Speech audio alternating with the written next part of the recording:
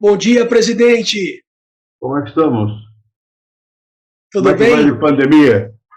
Que pandemia, hein? Que coisa. E você acredita? Eu escrevi um texto em janeiro, né? Falando, nossa, que número simpático, 2020, né? O número É, bonito, né? E aí, que situação, hein? A partir de pô, março. péssima, péssima. É só morte, morte, morte, tá chato. Em Portugal também? Não, Portugal também agora está melhorando um pouquinho, mas o problema com É, essa abertura também de aeroportos, né?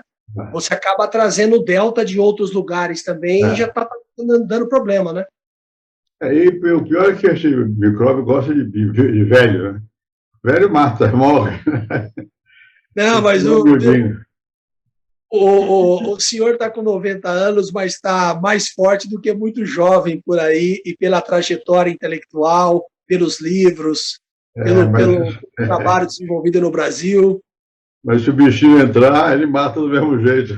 Ah, não Ele tem não sabe como, né? ler? Viu? O vírus, né? O vírus, digamos assim, ele não escolhe, né?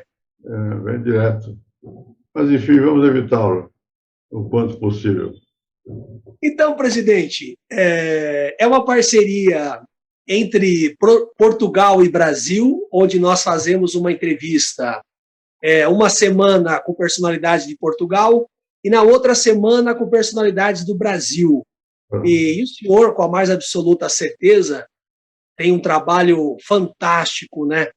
Realizado no Brasil, uma trajetória intelectual brilhante, fez parte da história do Brasil nos anos 60, 70, né, com as discussões, inclusive com o caro Francisco Belfort, que infelizmente Foi faleceu esses embora. dias, Foi meu e aluno, ele. Pianotti também, né, Também. grandes figuras que ajudaram, né, a pensar o Brasil, mas vai-se o homem, fica-se a obra, né? É isso que é Vamos esperar. importante. Vamos ver se fica mesmo, depende. Não, ficará assim. Se Então, ficar, tá bem. presidente, Vamos o lá. senhor foi, né? O senhor é sociólogo, professor universitário, foi senador, ministro das Relações Exteriores, ministro da Fazenda e presidente da República de 1995 a 2002. Então, eu queria saber o seguinte, presidente, agora comemorando 90 anos de idade, que maravilha, que privilégio, que privilégio. Eu queria que o senhor nos contasse um pouco da sua infância, da sua construção como intelectual, né? Que isso é importante para os novos jovens que estão vindo, né? Uma É, referência, um exemplo. Como é que foi a construção do homem Fernando Henrique Cardoso? vamos lá. Eu nasci no Rio, né? E o Rio, que era capital, não sei o que e tal. O meu pai era militar, morreu general. Mas ele era advogado também, formou em direito e tal. E sempre gostou de literatura, essa coisa toda. E o meu avô foi marechal, ajudou a programação da República. O pai dele foi governador de Goiás no tempo do Império. Enfim, tem muita história aí. Eu não queria ficar na universidade, por causa da influência do meu pai, que era bastante lido, né? E minha mãe vem de um o avô meu era comerciante, nasceu em Alagoas, em Viçosa, uma cidade lá de Alagoas, foram para Manaus, minha mãe nasceu em Manaus, casou moça com meu pai, ficou no Rio. A influência maior sobre mim foi da família do meu pai. Eu, na verdade, eu gostava mesmo era de ler e produzir. Eu tive um professor aqui na Universidade de São Paulo chamado Florestan Fernandes. Talvez eu deva a ele a iluminação para poder trabalhar com vontade, não sei o que e tal. E no meu tempo aqui, a Universidade de São Paulo foi criada pelos franceses, né? Roger Bastide era meu professor, dava aula em francês, naturalmente, né? A língua dos professores era o francês, a nossa, com ele não tinha outro jeito também, porque ele não se dava ao trabalho de aprender português. A partir do fim da vida, sabia português, viveu muitos anos aqui. E minha vida foi de pesquisador, pesquisa de campo. Eu estudava, na verdade, muito problema negro no Brasil, escravidão, negro, preconceito racial, que era a Unesco.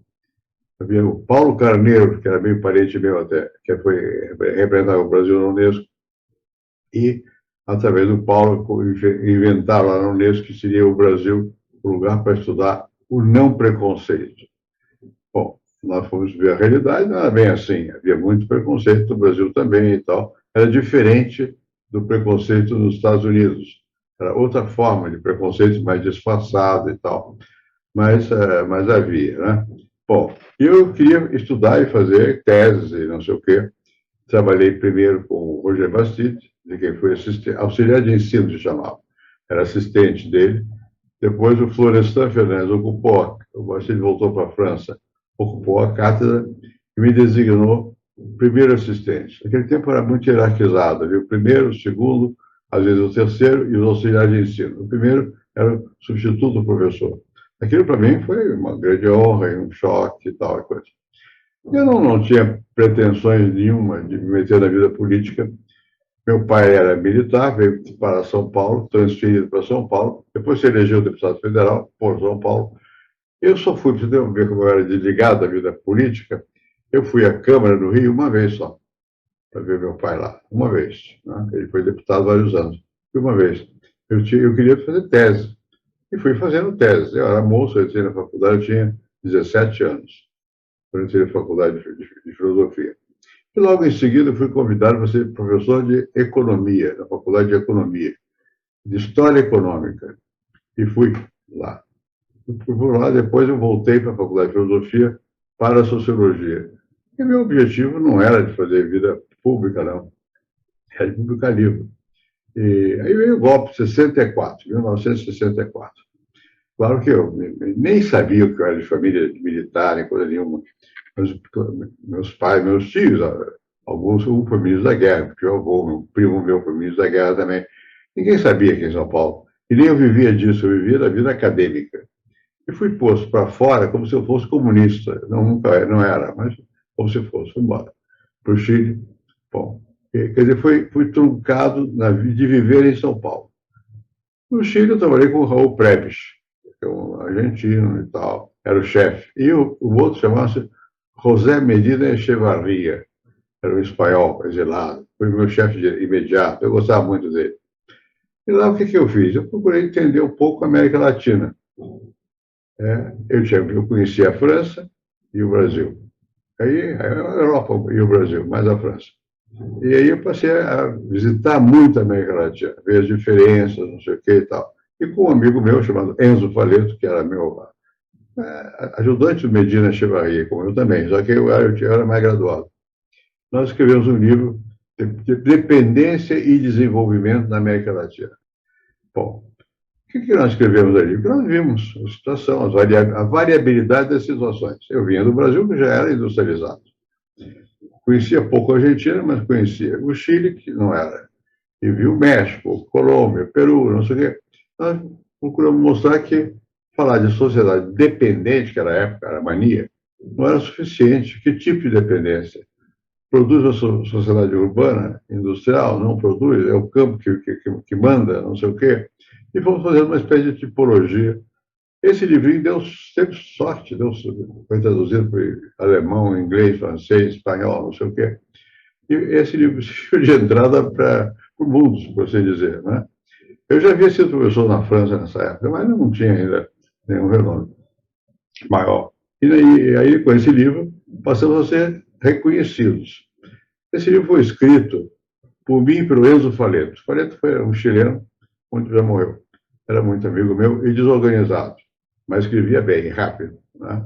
E ele sabia mais história do que eu da América Latina. Eu sabia mais história do Brasil, ele da América Latina, eu conhecia mais o mundo, ele mais da América Latina. E fizemos esse livrinho, que ele nos deu uma espécie de passaporte para entrar no mundo. Eu trabalhava na CEPAL, Comissão Econômica para a América Latina. É claro que aquilo teve uma certa repercussão. Publiquei na França, não sei o quê. Bom, e aí fui convidado para ser professor em Paris, na Universidade de Paris, em Nanterre, um grupo novo que se abria lá. Fui para lá, para Nanterre.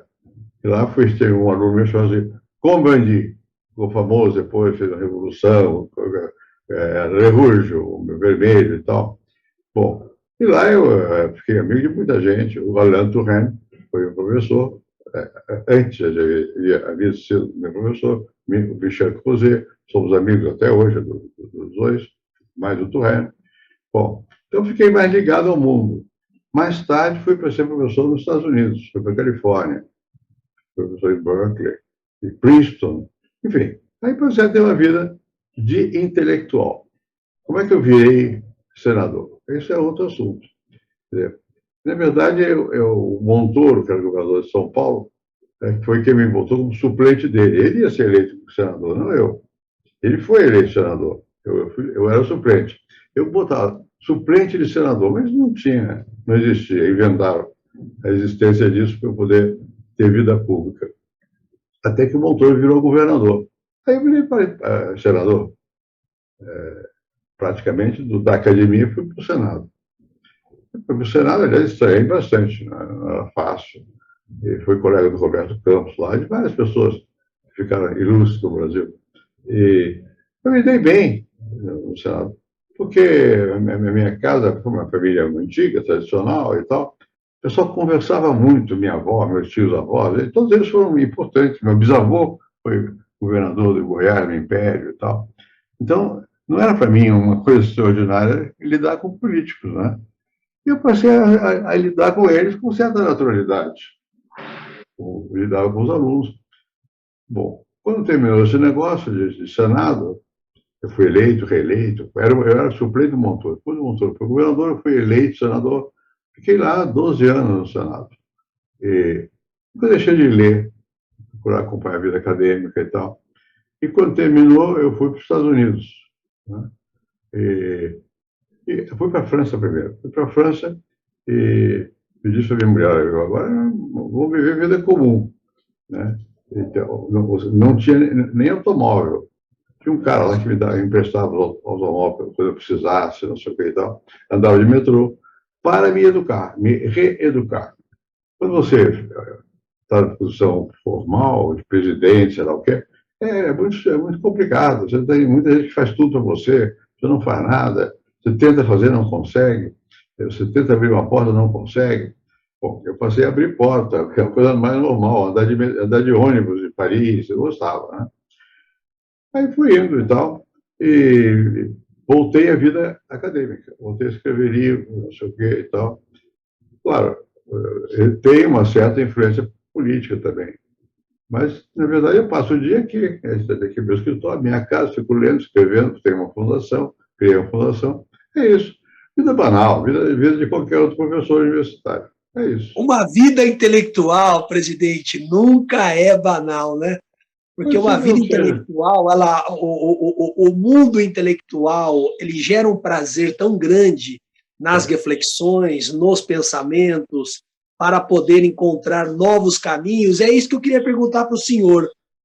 O presidente, né, o intelectual na política, como é que é lidar com 513 deputados federais e 81 senadores num país como o nosso, que tem disparidades, desigualdades, desequilíbrios históricos, enfim, e você tem que lidar com tudo isso? Como é que é o intelectual na política pragmática?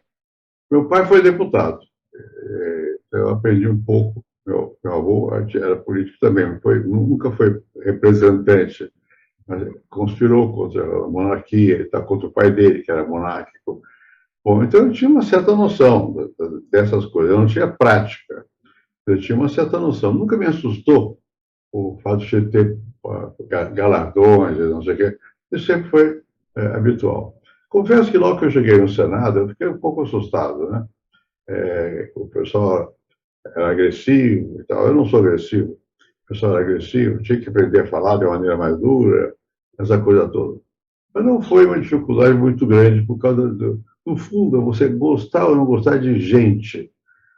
Político que não gosta de gente não serve. Intelectual, de alguma maneira, também. Tem uns que não gostam, ficam mais isolados. Mas eu era de campo. Eu tinha experiência. Eu estudei no Brasil negro, das camadas mais pobres do Brasil. Estudar não é modo de ler livro, não. É viver, ir lá, ir à favela, no sul do Brasil. Em Porto Alegre, em Florianópolis, em Curitiba, mais em Porto Alegre. Então, eu tive convivência com o povo. E você não pode falar com pessoas simples de modo pedante. Então, sempre me tiveram por uma pessoa pedante. Eu não sou pedante, eu falo, eu digo naturalmente as coisas, né? E eu posso ter formação intelectual e tal, tive, mas eu sempre fui capaz de traduzir de uma maneira normal para as pessoas, e eu sempre gostei de gente. No começo era uma confusão danada, porque a vida política é, sobretudo, desordenada. Por exemplo, você vira senador, eu era suplente do Montoro, Montoro foi governador, virei senador. Eu tenho um gabinete no Senado. Qualquer outro senador, ou mesmo deputado, entra lá, qualquer hora, e fica. É uma grande desordem, é difícil ser organizado. Eu tentava organizar, né, um pouquinho. Né? Eu vinha de outra formação. Né? Foi difícil. Depois você percebe que perde o tempo. Você tratar de defender seu horário em casa de manhã cedo, de noite, porque no Congresso não tem jeito. O pessoal entra, fala, não sei o quê e tal. O choque maior que eu levei foi a falta de disciplina na vida política, que era muito indisciplinado. Meu pai era militar, tem disciplina. Né? Eu, como intelectual, tinha disciplina. Na vida política, você perde tempo. Né? Eu tinha muita dificuldade no começo de falar em comício. Eu me lembro que eu olhava o Montoro era bom de falava, e o Montoro falava rápido, dizia a mesma coisa, toda parte que ia, e falava rápido para ir embora, para ir para outra cidade, para falar a mesma coisa. Bom, eu fui observando como é que eles eram. É difícil para mim, porque eu, como professor, dava aula. É péssimo. O público não aguenta alguém que vai lá te dar aula. Você tem que dizer alguns slogans, de pouca coisa, rápido e tal. E no começo eu apanhei muito, foi difícil. Depois foi melhorando. Uma coisa que dizem, às vezes, dizem por aqui, que eu desde pequeno quis ser presidente, é mentira. Eu queria ser professor. Eu gostava de falar, dar aula, não sei o quê. Eu fui professor, eu tinha 19 anos, 20 anos, eu fui da USP. Né? E, então, eu tinha prática dessa coisa de falar com estudantes.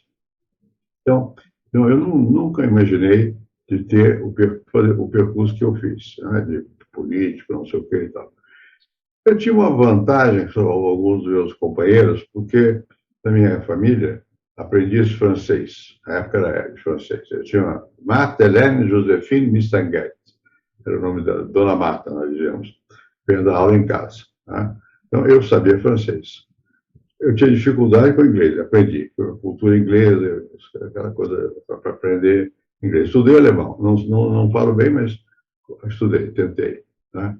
Enfim, e espanhol, você pensa que sabe, não sabe. Mas eu morei no Chile, fui exilado, acaba aprendendo espanhol. Isso ajuda. É indispensável? Não é. Tem muito intelectual. Os americanos raramente sabem outra língua. Né? Mas é bom, facilita. Você tem mais contato, é mais direto. Então, eu tinha essa vantagem sobre alguns dos meus colegas. Muitos, quase todos sabiam, pelo menos inglês. Né? Mas eu custei um pouco a me adaptar. Quando eu me adaptei, virei senador. Aí mudou de novo o panorama. Aí você percebe que você tem que se adaptar a tudo. Eu era senador e fui caçado, virei exilado, fui para o Chile. Não sei se eu era senador, mas enfim, fui parar no Chile. Bom, nunca imaginei morar no Chile, nem sabia onde ficava bem o Chile. Conhecia Buenos Aires, mas não o Chile. Conhecia a Europa, não a América Latina. E passei a gostar da América Latina, eu viajei muito. Não pensa você que eu fui sofrido, não. Para mim não foi um sofrimento de experiências variadas. Né? E do ponto de vista intelectual, você automaticamente você entende a variabilidade da vida social. Uma coisa é o Chile, outra coisa é o Brasil, outra coisa é a Inglaterra, outra é a França, outra é a China. Né? Você tem que entender que existem certas similaridades, a despeito da globalização, de tudo isso, você tem que ter uma certa sensibilidade para o diverso. Então é isso. Então, o resto é consequência. Eu sempre escrevi bastante, busquei talvez mais do que era necessário, e escrevo em jornal até hoje. Eu gosto, porque o jornal te obriga a ter uma linguagem mais direta. E eu escrevia primeiro na Folha, no jornal Folha de São Paulo. Me dava com o Frias, que era o dono da Folha, muito inteligente. E o Frias me convidou para ler. Eu tinha um amigo, eu tenho uma casa de campo em Ibiúna. Lá tinha o Carlos Lemos, que era arquiteto, era amigo do Frias. Você tem que conhecer o Frias, não sei o que. Eu fui lá. E o Frias era muito simpático. Pediu para você escrever. E aí eu conheci o Samuel Weiner, no Chile. Samuel escrevia na Folha também. Bom, e tinha um jeito que corrigia meus textos e tal. E você tem que ter uma certa noção de que uma coisa é escrever para o grande público, outra coisa é escrever academia. Se você for escrever a lá acadêmico para o grande público, você não comunica nada, ou vice-versa, né? Então, você tem que ter uma certa capacidade de se adaptar às circunstâncias variáveis. Eu aprendi a escrever para o jornal, na Folha, eu escrevo no Estado de São Paulo de vez em quando, dá trabalho. Eu escrevo uma vez por mês só, porque dá trabalho. E não é porque dá trabalho, porque não tem muito, não tem mais o que dizer. Já disse, o que dizer, já disse. Bom, mas é bom você ter capacidade, você tem que ter capacidade de síntese, você tem que pensar que está escrevendo para gente que não é culta, e não pode estar citando, né? O acadêmico cita, quanto mais cita, mais importante ele fica. Né? No jornal você não cita, você vai falando e tal. Foi um aprendizado bom. Eu era senador, eu escrevi o artigo para a Folha no Senado. O pessoal debatendo, pedia a parte da gerência, dava uma parte, voltava o meu texto e tal. Quer dizer, você tem que aprender a ser diverso. No mundo de hoje, você tem que ser muita coisa ao mesmo tempo. A pessoa que é muito especializada numa cultura, numa profissão, numa tecnologia, não funciona. Tem que ter um pouco mais de versatilidade, né? No meu caso, não foi desejado, não. Foi assim, a vida me levou a isso. Aceito com tranquilidade e tento sobreviver. Maravilha, presidente. E falando nisso, falando em militares, né, na trajetória brasileira, o general Golbery Couto e Silva dizia na sua obra, né, Geopolítica do Brasil, ele dizia que a história brasileira é um movimento de sístole e diástole, ou seja, de fechamento e abertura. E o senhor trabalhou muito bem a questão do autoritarismo burocrático no Brasil. Nós, os brasileiros, ou na América Latina, inclusive agora no mundo, a gente vê alguns movimentos, nós temos problemas com a democracia? Eu acho que alguns temos, mas é diferente do que era naquela época. No passado, os militares e as classes dominantes tinham ideias mais simples e eram capazes de tocar a máquina do Estado. O Getúlio foi a primeira mudança importante nesse sistema aqui, porque o Getúlio veio de uma família tradicional, gaúcha, o pai dele, não sei o que, caudilho, e o Getúlio sabia ouvir. Né? Foi o primeiro que falou de trabalhadores. Eles faziam um programa no rádio que dizia trabalhadores do Brasil, e depois fazia um discurso formal. Também lá no Vasco da Gama ele fazia isso e tal. Minha família tinha muita gente ligada a ele, ao Getúlio, ao getulismo, sei lá o quê. Bom, ele entendeu um pouco mais o jogo da entrada do povo na política. Isso deu confusão em muitos lugares. Né? Deu aqui também. Populismo, não sei o quê.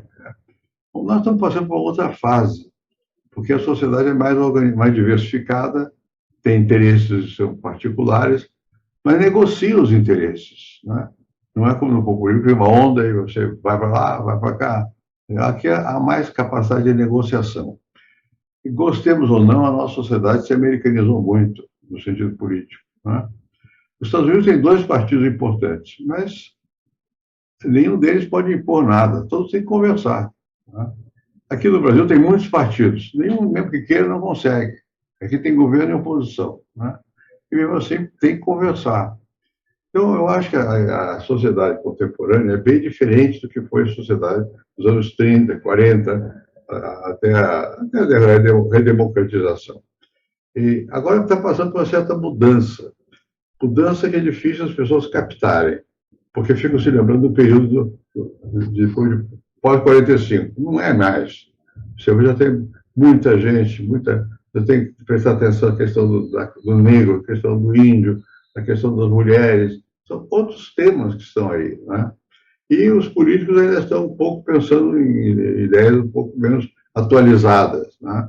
Eu acho que deviam... Quer dizer, o bom político sente no ar. Ele não sabe nada, mas ele percebe, ele sente. Né? Por que o Bolsonaro ganhou a todos? Ganhou porque teve voto. Ter voto não é fácil. Eu respeito quem conseguiu ter voto. Não quer dizer que seja de acordo, mas teve voto e tal. Bom, eu acho que nós estamos vivendo uma outra época, em que os partidos têm menos poder do que tinham no passado, em toda parte. A não ser os países soviéticos, eu não conheço, mas nos países aqui capitalistas, você tem as pessoas passando a contar, né? Como é que isso vai se desenvolver no futuro? Question mark, interrogação. Não sei, não sei como vai ser. Mas que vai mudar, vai mudar. Que está mudando, né?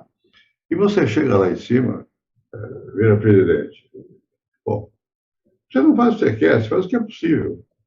Você tem que prestar atenção ao Congresso, porque o Congresso vota contra ou a favor e você tem que dar atenção. Tem que dar atenção à mídia, porque a mídia transmite ao povo. Você tem que ver a temperatura do povo, porque ele, de repente, se manifesta. E tem que ver também os grupos organizados, as corporações, que têm suas exigências. E tem que ver os outros países. Tem o jogo internacional, e tem os produtores. Quer dizer, é complicado. Você tem que ter mais senso do diverso. E como é que você tira uma diretriz, como é que você transforma aquela diretriz em alguma coisa que motiva muita gente para ir em um certo rumo, né? Às vezes tem presidentes ou governos que dá a impressão que não tem rumo, estão tateando para cá, para lá. Quando não tem rumo, alguém dá o rumo. Os americanos, em geral, dão o rumo aqui na América Latina, né?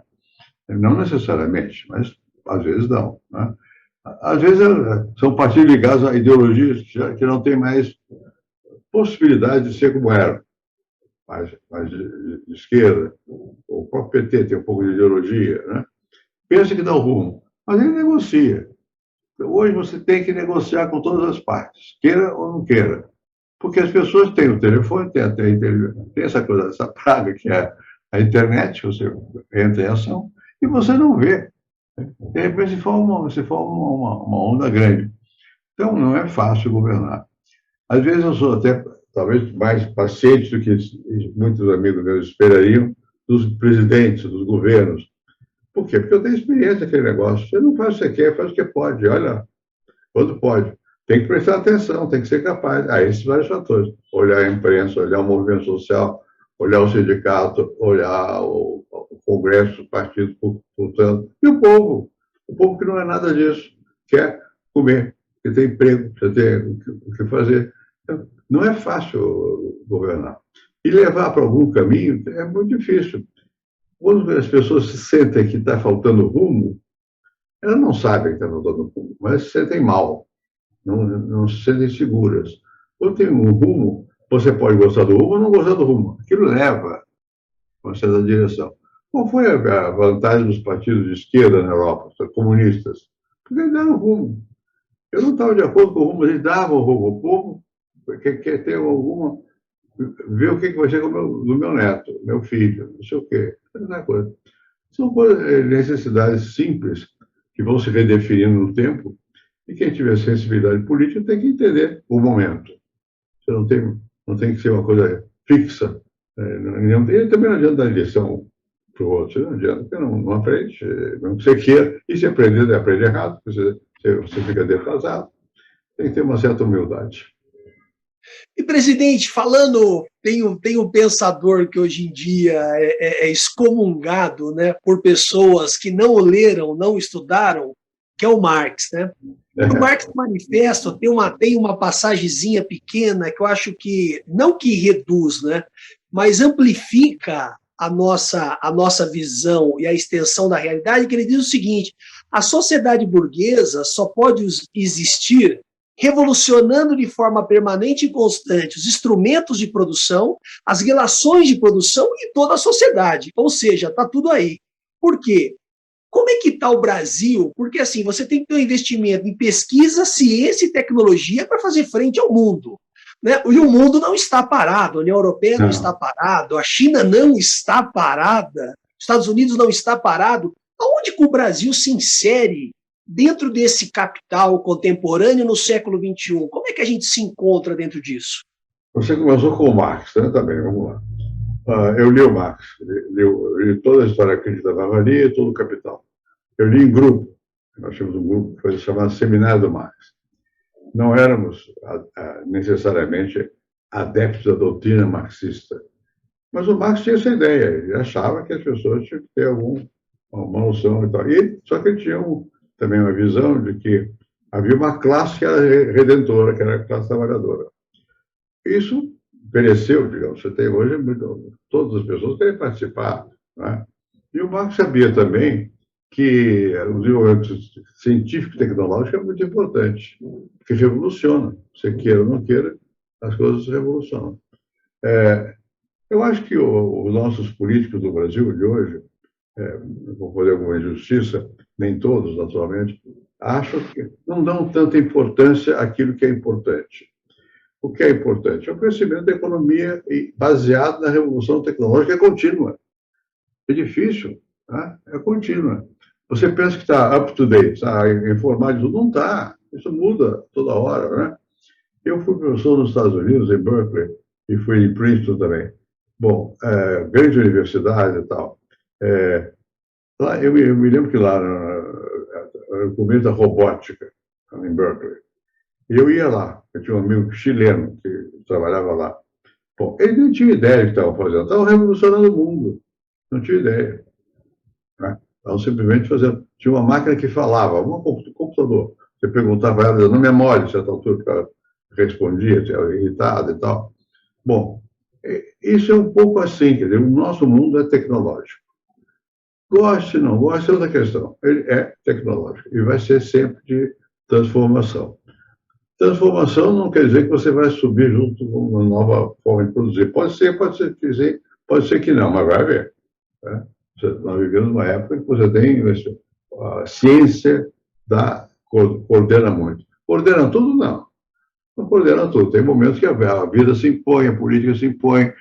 E por incrível que pareça, por mais que seja existem sociedades abstratas, organizações, essa coisa toda, líder é importante, continua sendo importante. Né? Quem é que formula de um modo que os outros entendam. Né? Isso continua sendo importante. Eu fico vendo pelo mundo, quer dizer, vamos pegar o líder da Rússia, da União Soviética. Bom, ele, aquele jeitão, eu conheço o cara, aquele jeitão dele, ele comanda, ele sabe, vamos lá. Né? Se você pegar o líder americano, também sabe, ao modo americano, mas ele sabe também. Né?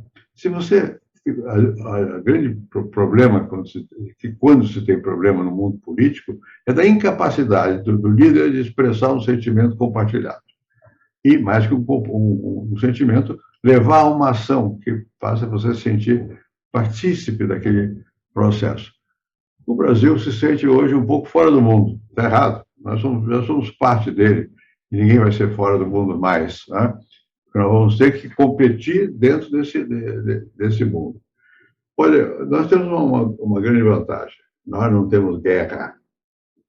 Bom, isso eu me lembro da Segunda Grande Guerra, eu era menino, mas eu ia com meu pai, por causa do porto, navio armado, não sei o quê, havia bombardeio, submarino afundavam navio brasileiro. Isso no Brasil que era muito remoto. Você imagina a Alemanha, a Inglaterra e tal. Aquilo condiciona a vida. Hoje eu tenho a impressão que a gente faz aqui, pode ser que tenha alguma região que seja diferente, mas aqui você não conta com a guerra como se fosse um obstáculo ou um incentivo. Não é, não tem. Então vai contar com o quê? Ou você organiza o país, você faz crescer, você dá emprego, você dá satisfação de viver, ou o país se sente mal. Tem possibilidade? Eu acho que tem. Necessariamente tem que passar por um governo de esquerda, de direita, não, vai variando, e certas constâncias existem no país. Bom, e uma coisa que me chama a atenção, eu nasci no Rio, né? E vim para cá que eu tinha 9 anos, coisa assim. Na minha casa, não aqui onde eu estou, na minha sala de jantar, eu vejo Pacaembu, Perdizes, não sei o quê, Sumaré. Eu fico espantado. Como foi possível fazer isso? Não havia. Eu cheguei aqui, o Pacaembu foi inaugurado, o estádio. Não havia prédio nenhum nessa região. Hoje tem. Quer dizer, aqui tem força. Né? Comparando com. Tem várias cidades do Brasil que têm força, mas São Paulo tem muita força. Né? Bom, então, isso tem consequência. Você não acorda de manhã e vai se espreguiçar, você vai trabalhar.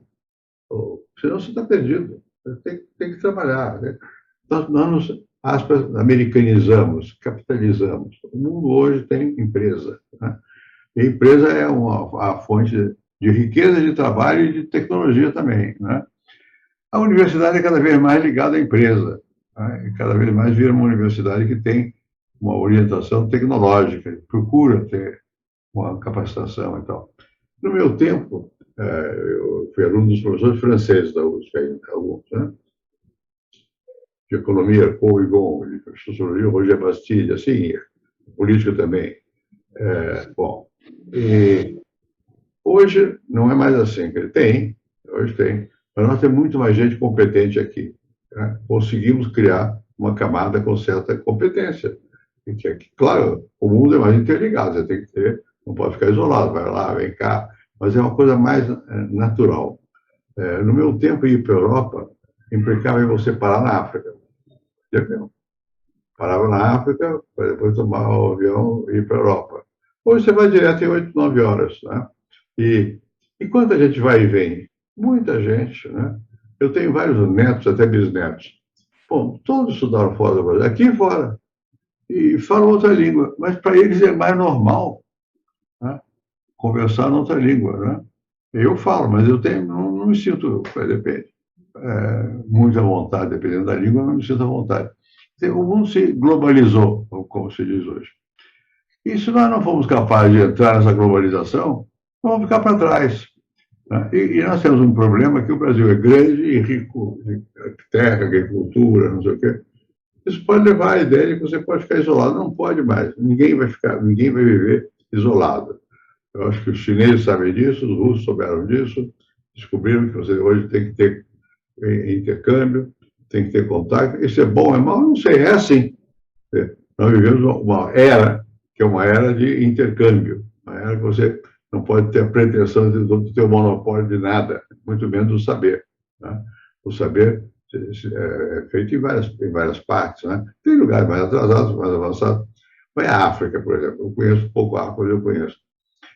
Não pense você que você não tem, não encontra gente competente, encontra, né? Eu fui amigo do líder da Angola, era um cara muito bom, o Beck, não, o Beck também, mas o Mandela, né?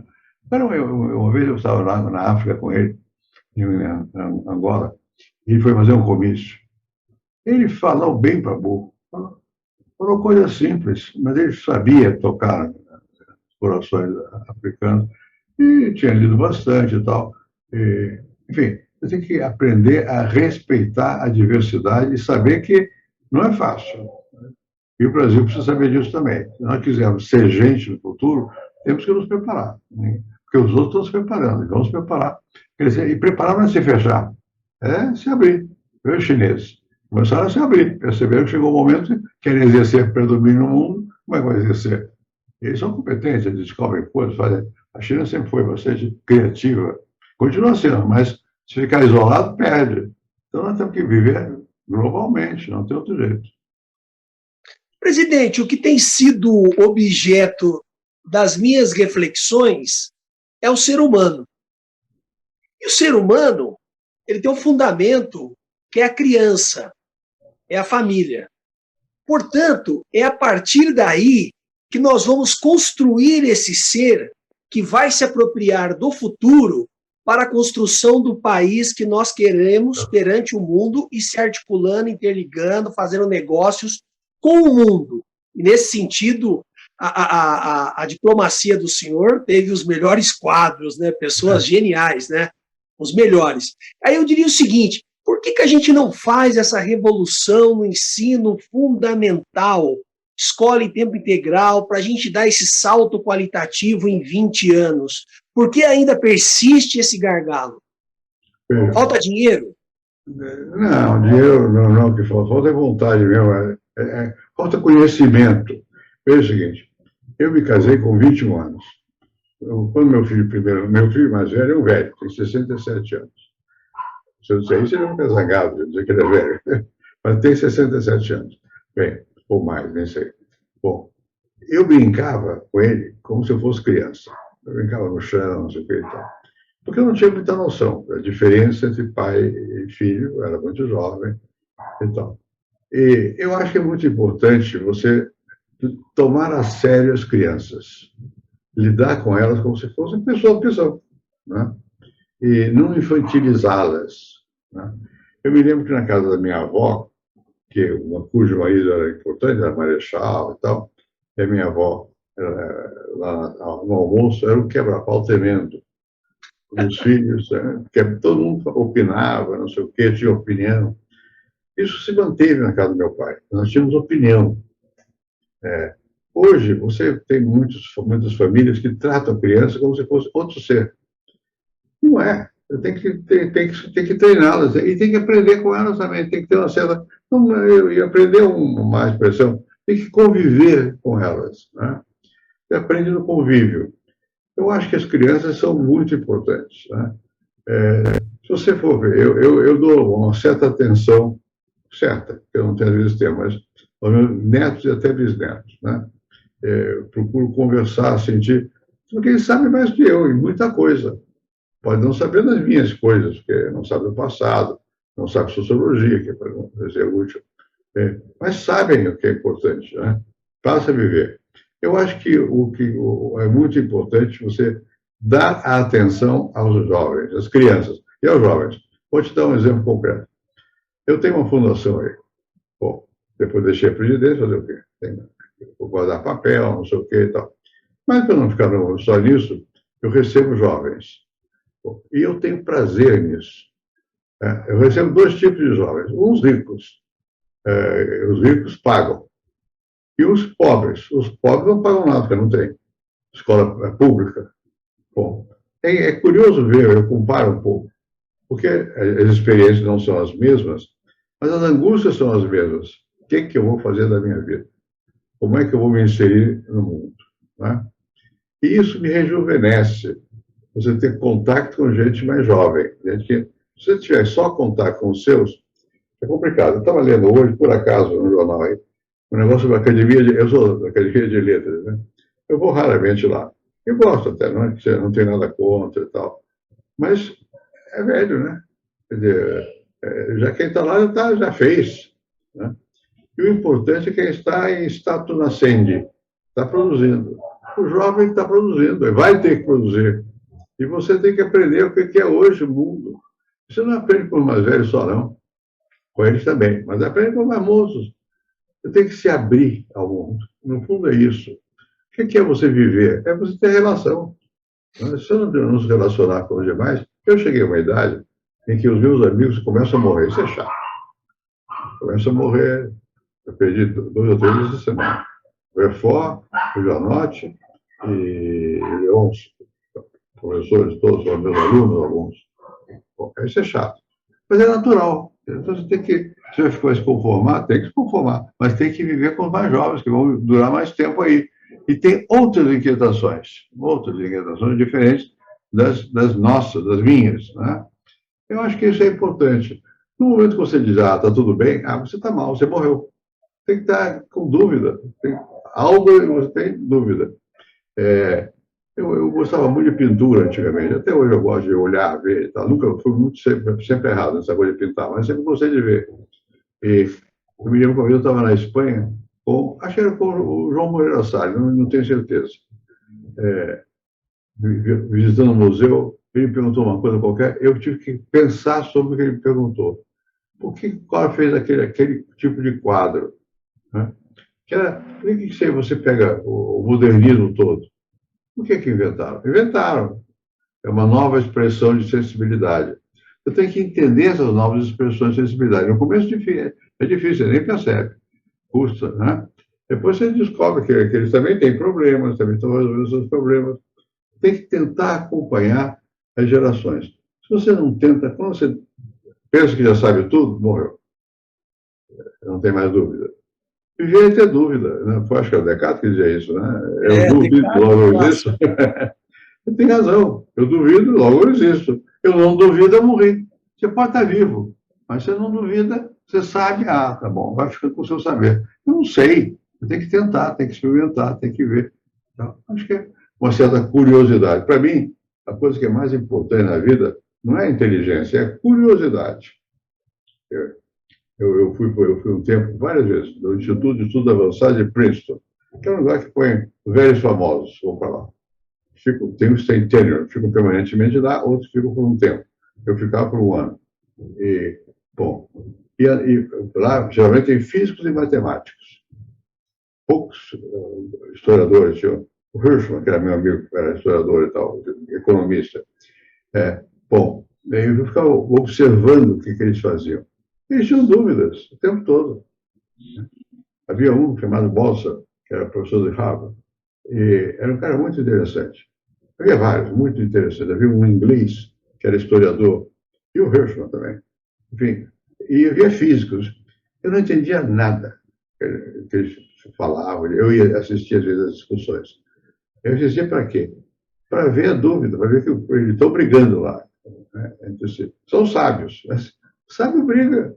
Sábio não fica numa... Se você virar estátua, morreu, acabou. Não pode ser estátua. Tem que ter... O estoico.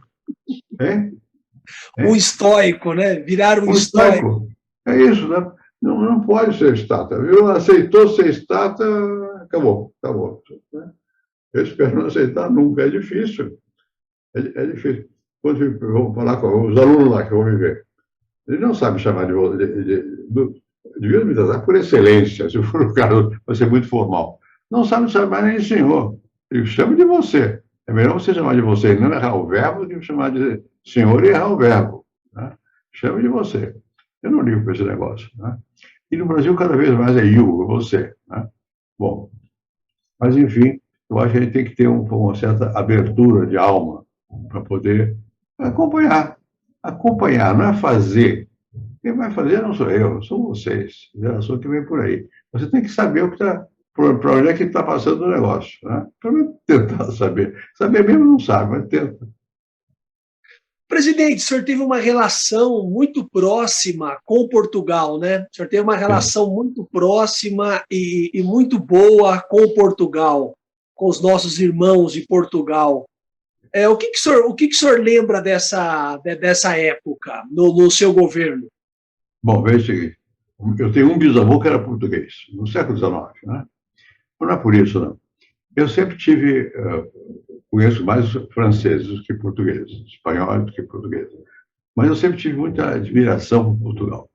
Você vai a Portugal, é um país pequeno, organizado, eles fazem coisas, descobriram metade do mundo, né?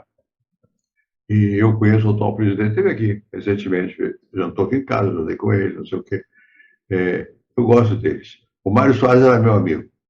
E o Mário é engraçado, ele era uma pessoa muito simpática para mim. Não sei se é simpático em geral para Portugal.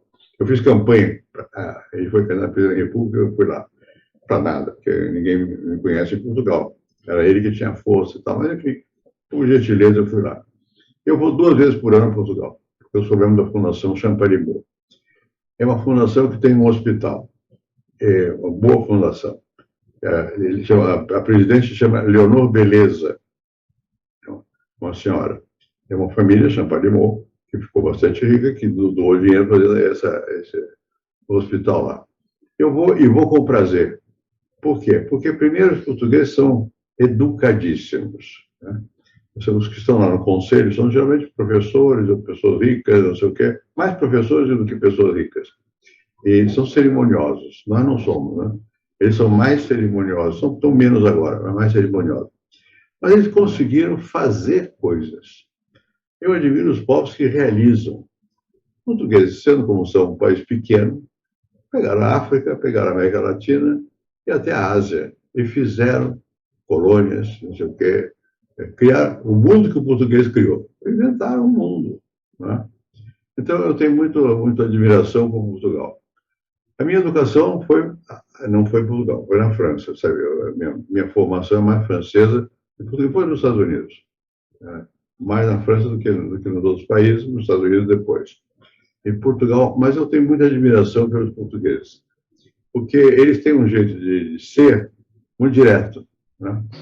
O modo de falar, porque vem, te diz uma coisa e leva um susto. Né? O modo como eles falam. A gentileza é de outro tipo. Né? Às vezes pode parecer um pouco brusco para nós aqui. Nós somos mais fingidos, nós temos mais dificuldade de dizer as coisas como são. O português diz como é. Eu gostei, eu não gostei, não sei o quê e tal. Eu tenho muita simpatia por Portugal e vou com prazer. E Portugal é quase Europa, né? E tem a vantagem de ser quase não Europa. Tem uma ligação forte com a África, com o Brasil e a Europa, né? Essa mistura é boa. Eu sou favorável a misturas, porque eu sou misturado e eu gosto de mistura, né? Acho que isso ajuda. Você vai para os Estados Unidos, é um país misturado, tem todo tipo de americano lá, né? Portugal foi obrigado, tem muito português que vem das colônias. Alguns são escuros, outros são claros e tal, mas tem, tem da Índia, representa o mundo, isso é bom. Eu acho que Portugal é um país que vale a pena, eu me sinto bem. Eu nunca tive influência direta da cultura portuguesa. No meu tempo de estudante, e mesmo no Rio, a cultura era francesa e depois foi americana, mais que portuguesa. Aqui havia um professor chamado Nuno Fidelino, o pai dele. O Nuno também, Nuno Fidelino Figueiredo, que foi meu colega na CEPAL. O pai dele era Fidelino Figueiredo, professor de História da Literatura. Eu me lembro que uma vez eu fui com uns amigos meus para Lindóia, para a estação de águas aqui. E o Fidelino lia os livros. E ele fazia questão de esconder o livro para não ver o que era, de propósito. Eu acabei descobrindo o livro. Ele percebeu, me chamou lá e tal, e conversamos, e pediu para eu visitá-lo. Por isso que eu fui estudar sociologia. Ele tinha um escritório na Rua São Luís, aqui, era o departamento de português da Faculdade de Filosofia, que era no Caetano de Campos, era ali. E ele me disse, você deve ir para as ciências sociais, sua vocação. Graças a ele, eu fui para as ciências sociais. Isso foi bom, mas pelo menos para mim foi bom.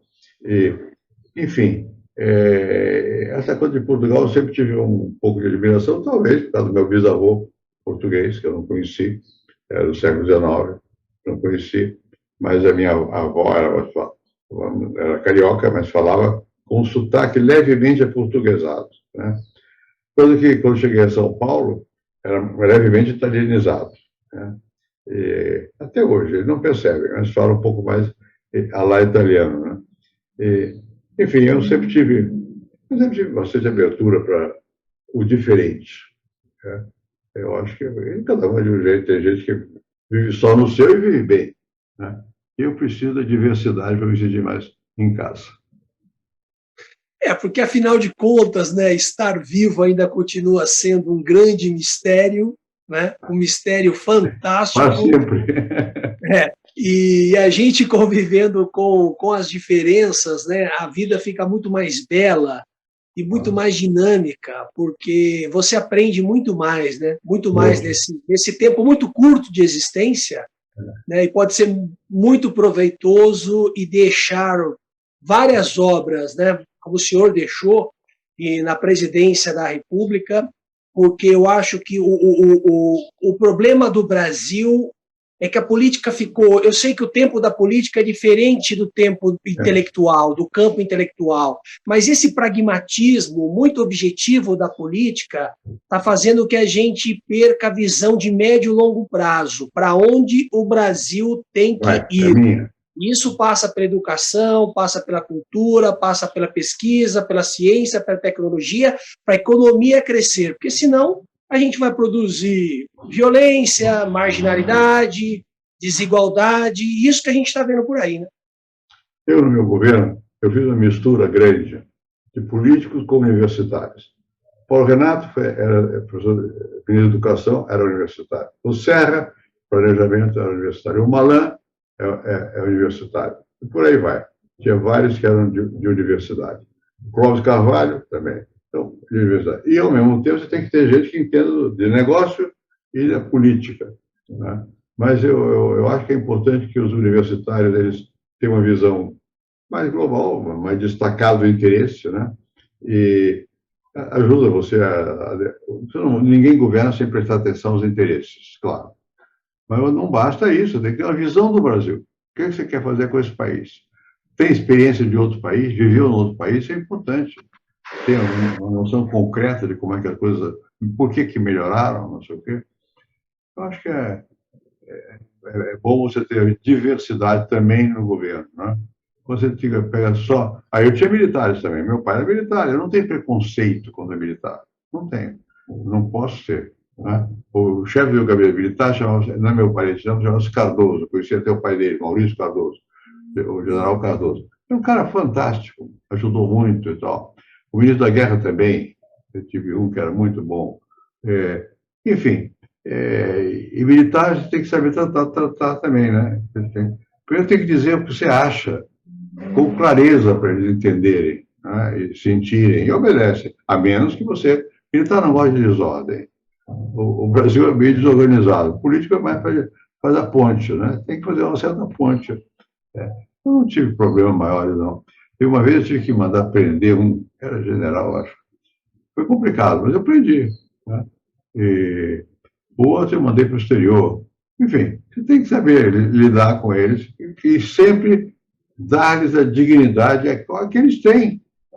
Não ter medo de dar a dignidade que eles gostam, têm, né? E são competentes em várias áreas. Deixa eu contar um último casinho. A minha mulher, a primeira, a Ruth, que morreu, Ruth era Araraquara, do interior de São Paulo. Estudou na Faculdade de Filosofia, professora de Antropologia, foi para os Estados Unidos, não sei o quê. Bom, ela um dia me disse, ela foi convidada para dar aula na escola de militar, no Rio, no estado do Rio, Resende. Chegou e disse, ficou espantada. Você sabe que tem gente boa lá? Para ela isso é um espanto. Né? Ter gente boa. Eu sabia, claro, não tinha isso. É assim, quer dizer, tem gente boa na medicina, na politécnica, na escola de guerra, fora de escola nenhuma, no sindicato. Você tem que saber que o mundo é diverso e tem que tentar ver se você consegue fazer com que os melhores estejam de acordo com o que você acha que é bom. Senão também você tem que mudar. Vai teimar uma ideia que não dá certo. A vida ensina um pouquinho. Presidente, muito obrigado pelo seu tempo e pela entrevista, pelos seus 90 anos e pela sua produção intelectual, que com a mais absoluta certeza perdurará no tempo, né? O Instituto, a Fundação Fernando Henrique Cardoso é um primor. E qual que é a mensagem que o senhor deixaria para a juventude? Esse é o último livro que eu escrevi. É o último, eu não penso escrever mais nada, não chega. Só artigo, dá trabalho. E qual a mensagem que o senhor deixaria para fechar a nossa entrevista para os jovens? Eu acho que tem que acreditar. Acreditar no país, acreditar que você pode dar certo e trabalhar. Acreditar e ninguém basta acreditar. Tem que fazer força para chegar lá. Isso vale. Chegou ou não chegou, depende, mas fazer a força vale. É isso. Então é isso. Muito obrigado, presidente. Nada, pô. Então, boa sorte aí. E que Um prazer passe logo a pandemia. Obrigado. Um abração. Tchau, tchau. Obrigado. Tchau.